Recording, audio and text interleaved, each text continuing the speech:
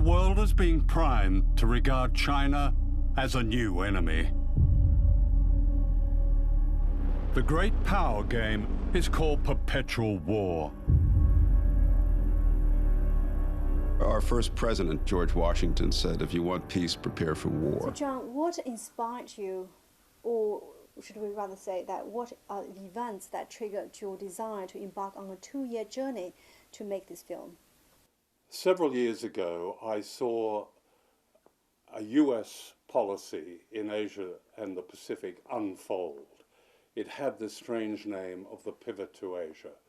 President Obama announced it in 2011. And what was interesting about that is that what the policy meant was the transfer of almost 2/3 of US air and naval forces into the Pacific, with China, if you like, as the target. And the whole question of dominance, which in Washington is very, very important, that America maintain its dominance. Where are we going to stop this process before it starts a war? The aim of this film is to break a silence, and nuclear war is no longer unthinkable.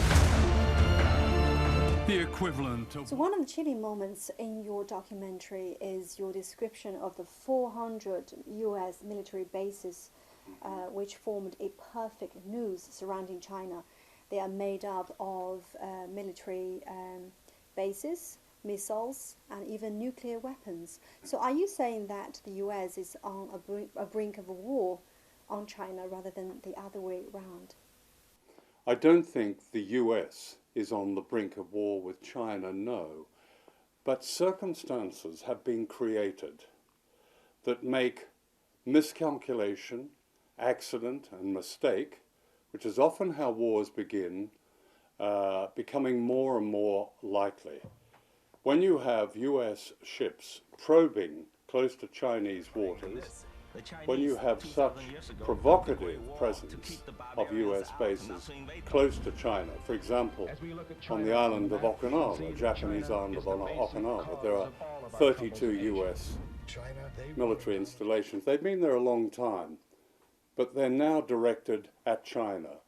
The point is that the United States would not tolerate that kind of proximity if the Chinese Navy and Chinese bases were off California, but that's the situation in Asia.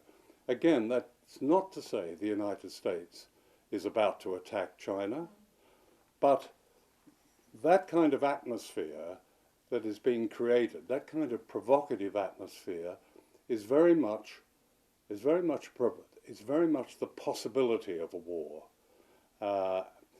And there is the question that the expression that we often sleepwalk into wars. And I think there's the real possibility of that between the US and China. The equivalent of one Hiroshima bomb was exploded in these islands every day for 12 years. So in your opinion, what triggered the whole China Sea, South China Sea issue?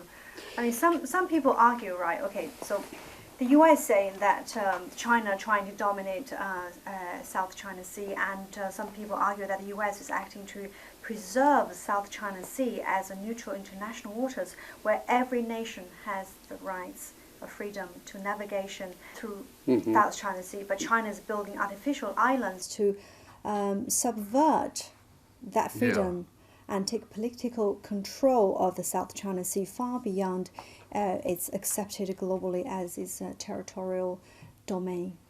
Well, there's no doubt that China has been aggressive in its claiming of and reclaiming of reefs and rocks and in the South China Sea.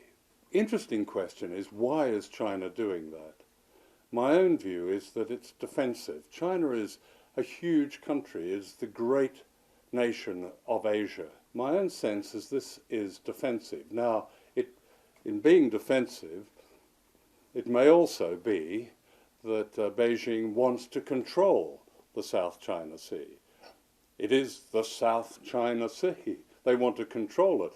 But that's disputed with other countries. And there are many disputes in Asia over islets and islands.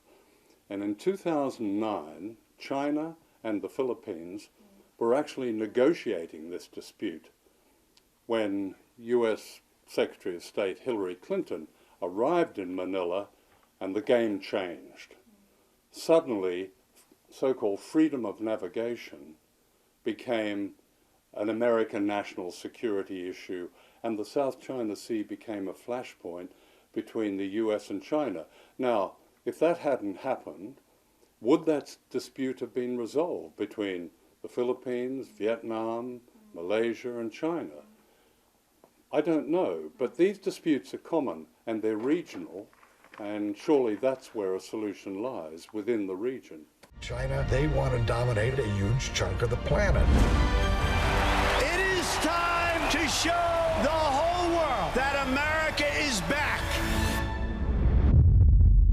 Well, coming to the US politics, we talked about Donald Trump earlier, a little bit about him.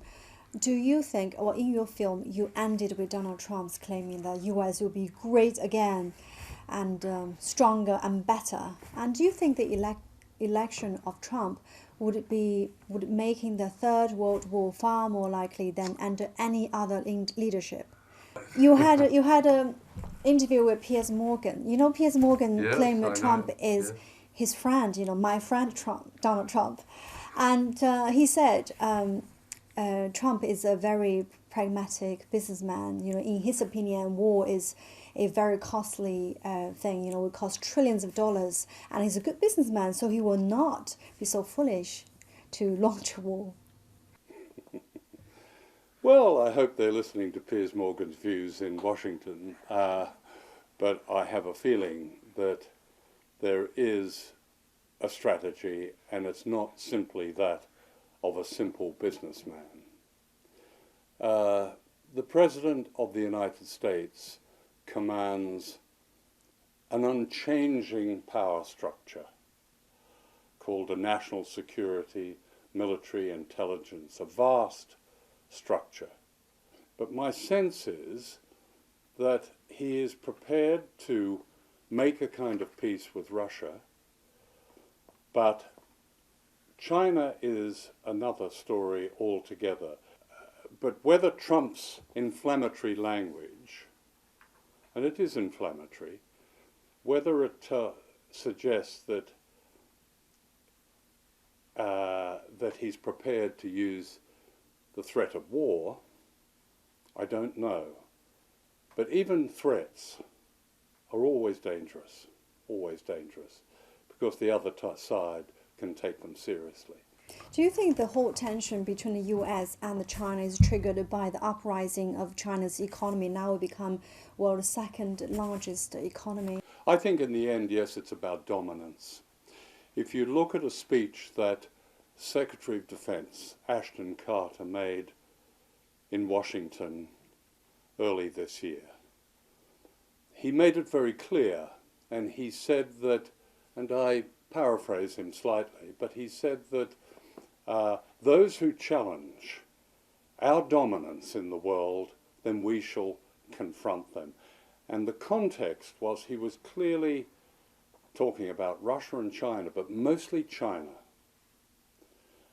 Russia doesn't compete as an economic force. It is the rise of China, which is possibly now the world's greatest economic power, that has made the top dog feel insecure. In your film, the first 1/3 of the film is all about what the US has, had done historically in like beginning in Marshall Islands. Mm-hmm. It's very critical of the US regimes in the past half a century, let's say. Mm-hmm. Do you think your movie is trying to be impartial? Your view is impartial? I don't know about impartial. I think it's fair. I think it's a very fair film. And I think it tries to make sense of hidden history. Through hidden history, we often learn something about what is happening today. First part of my film was to tell people how do we end up with nuclear weapons, which make no sense because they blow us all away, and who are the victims of the nuclear age? What has happened in their lives, and can that tell us something? The Marshall Islanders experienced the equivalent of one Hiroshima bomb every day for 12 years.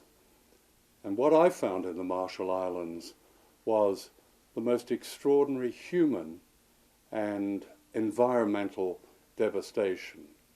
But its implications for the rest of us are also very important, because they give us a glimpse of what a nuclear war would be like.